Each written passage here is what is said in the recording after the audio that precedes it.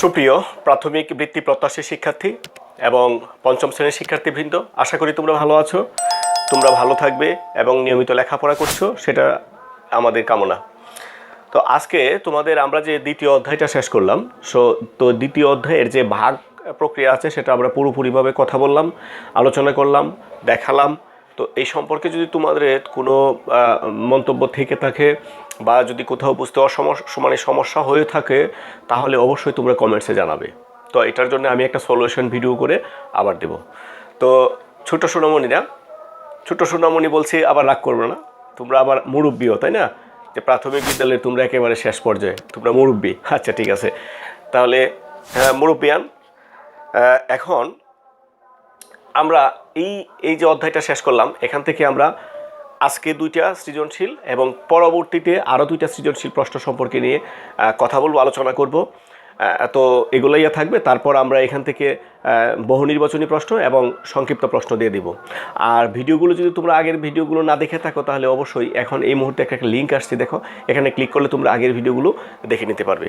তো দেখো, আমি স্ক্রিনে আজকে সৃজনশীলের যে প্রথম প্রশ্নটা সেটা দিয়েছি, যে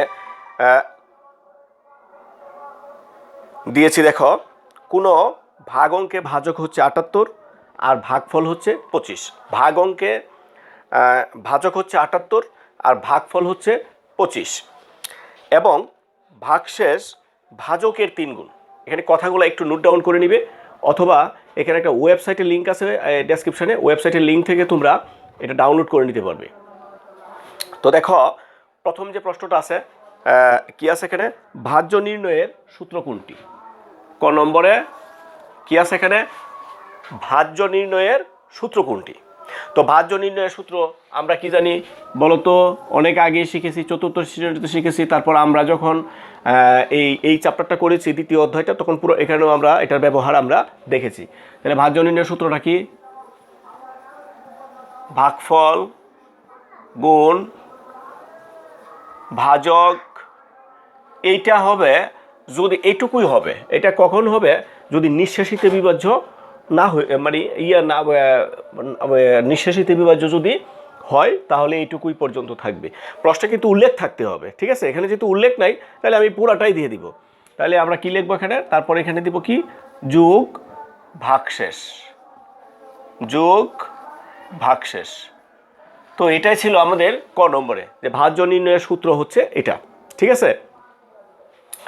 তারপর খ নম্বর যে প্রশ্নটা দেখো, আমি স্ক্রিনে দিয়ে দিচ্ছি প্রশ্নটা হচ্ছে ভাজ্য কত? তাহলে ভাজ্য কত? এই যে ভাজ্য আমরা তৈরি করব, ভাজ্য বানাতে গেলে আমাদের কি লাগবে? ভাগফল লাগবে, ভাজক লাগবে এবং ভাগশেষ লাগবে।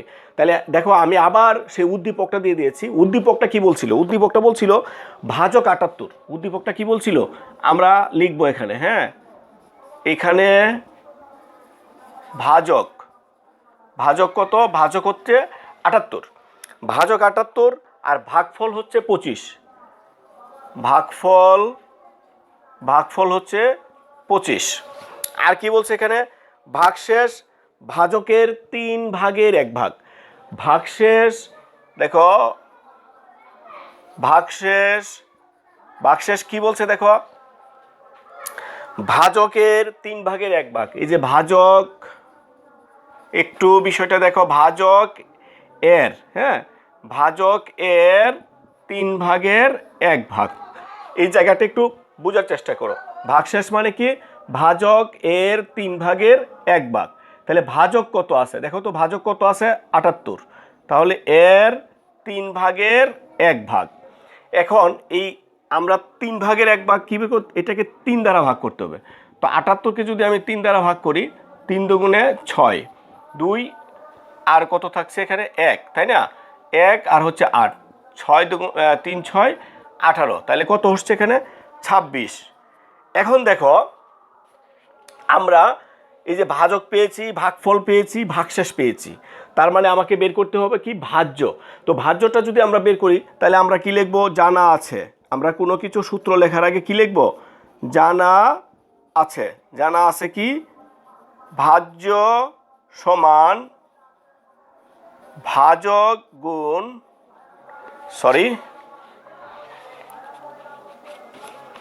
আমরা এটা উল্টো লিখে ফেলছিলাম। আচ্ছা ঠিক আছে, ভাজক গুণ ভাগফল যোগ ভাগশেষ। ঠিক আছে, তো আমরা এটা যদি লিখি এখন ভাজক, ভাজক কত আছে দেখো, ভাজক আছে 78 গুণ ভাগফল, ভাগফল কত আছে 25, তারপর এটা দিলাম যোগ ভাগশেষ, ভাগশেষ কত 26। তো এখন আমরা এই দুইটা গুণ করে আমরা বসাবো এখানে, তাই না? আমরা গুণ করার পর আমরা গুণ করি দুইটা, 78 গুণ করতে হবে কত দ্বারা, 25 দ্বারা, 5 8 40, হাতের আছে 4, 5 7 35 আর 4 হচ্ছে 39, 8 দুগুণে 16, হাতের আছে 1, 7 দুগুণে 14 আর 1 হচ্ছে 15, 0 9 আর 6 15, 5 হাতের আছে 1, হাতের আছে কত 1, 1 আর 3 4, 4 আর 5 9 আর 1, তাহলে কত হলো এখানে 1950 যোগ কত 26, 6 আর 0 যোগ করলে 6, 2 আর 5 হচ্ছে 7, 9 আর 1, তাহলে আমরা এটা কত পেলাম উত্তরটা আমরা পেলাম 1976। তো এটা গেছে আমাদের ভাজ্য নির্ণয় করলাম। তো এর পরের যে প্রশ্নটা আছে গ নম্বর যে প্রশ্নটা, এই গ নম্বর প্রশ্নটা কি দেখো, আমি স্ক্রিনে অলরেডি দিয়ে দিয়েছি। গ নম্বর প্রশ্নটা হচ্ছে ভাজক নির্ণয়ের সূত্র। তাহলে ভাজক নির্ণয়ের যে সূত্রটা আছে সেই সূত্রটা কি, সূত্রটা যদি তোমরা না জেনে থাকো তাহলে কিন্তু এটা দেওয়া সম্ভব না, তাই না? সূত্রটা আমাদেরকে আগে জানতে হবে। তো সূত্রটা কি, সূত্রটা আমরা একটু যদি না জেনে থাকো এই সূত্রটা নিয়ে আমি একটু কথা বলবো, ঠিক আছে? সূত্রটা হচ্ছে দেখো, মনে করো আমরা 3 দ্বারা ভাগ করছি 10কে, আমি একটু বাড়িয়ে দেই, 3 দ্বারা ভাগ করছি আমি 16কে, তো এখানে কত হবে 3 5 15 1, তাহলে এটা কি, এটা হচ্ছে ভাগফল, এটা ভাগশেষ, এটা হচ্ছে ভাজক, আর এটা কি, এটা হচ্ছে ভাজ্য। তো আমাকে কি বের করতে হবে, এই বিষয়টা আমাকে একটু জানতে হবে, আমাকে কি বের করতে হবে। আমাকে বলছে এখানে কি, ভাজক নির্ণয়ের সূত্র।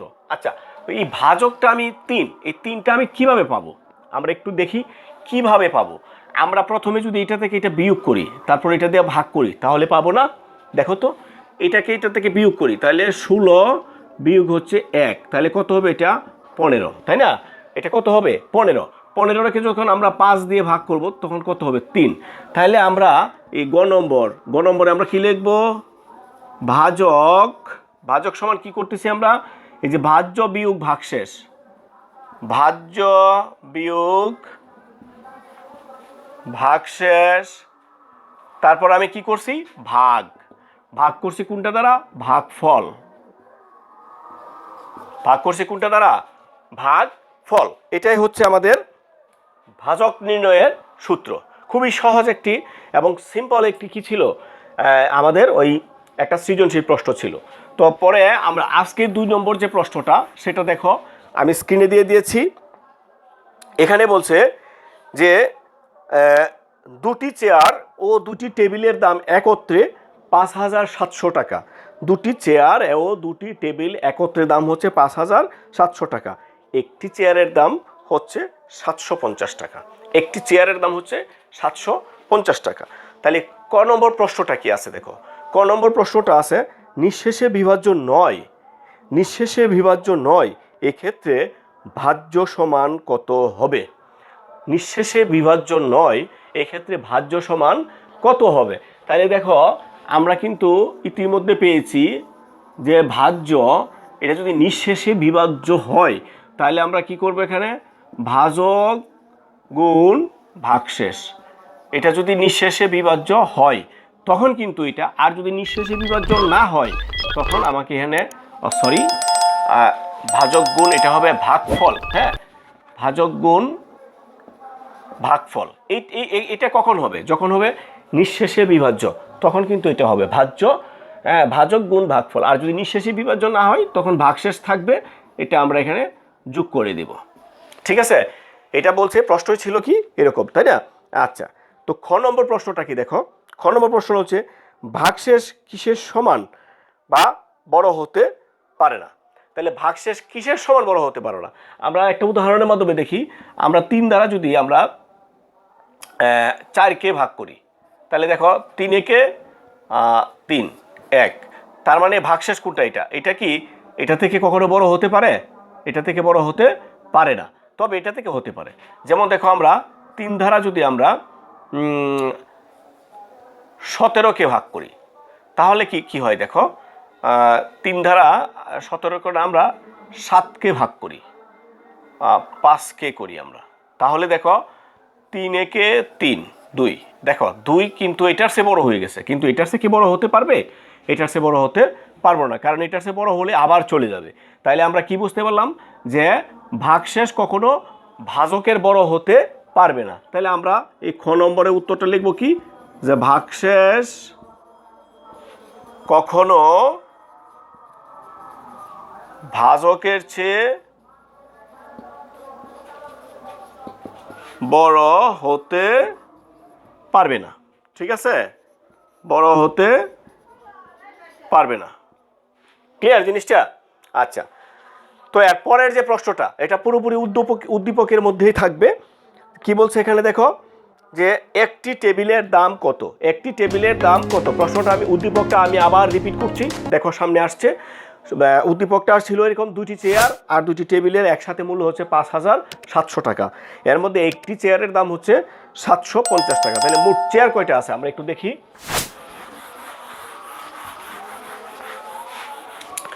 দেখো এই গ নম্বর, একটি চেয়ারের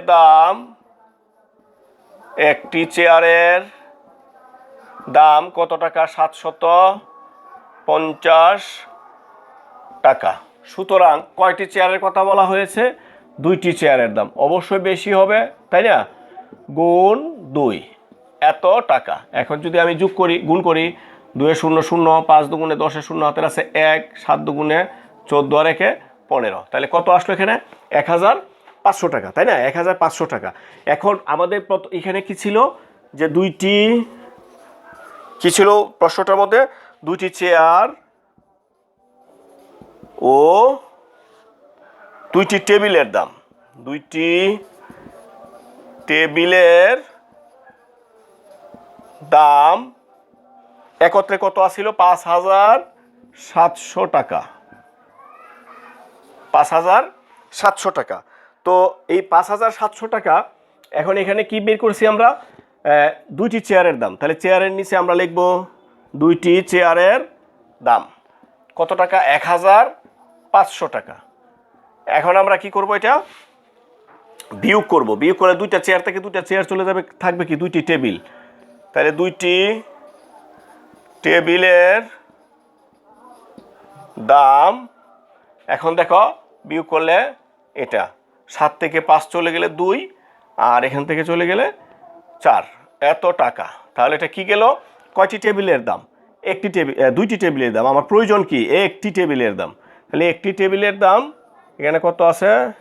4,200 ভাগ হচ্ছে 2, এত টাকা। আমরা যদি ভাগ করি, এই 2টা শূন্য তো আমরা রেখে দেবো, 2টা এটা ভাগ করলে 1, 2 দুগুণে 4, তাহলে কত টাকা আসলো? 2,100 টাকা। এটা হচ্ছে আমাদের টেবিলের মূল্য। তো প্রিয় শিক্ষার্থীরা, এতক্ষণ আমার সাথে ছিলে, আশা করি উপভোগ করেছো, তোমরা উপকার হয়েছে।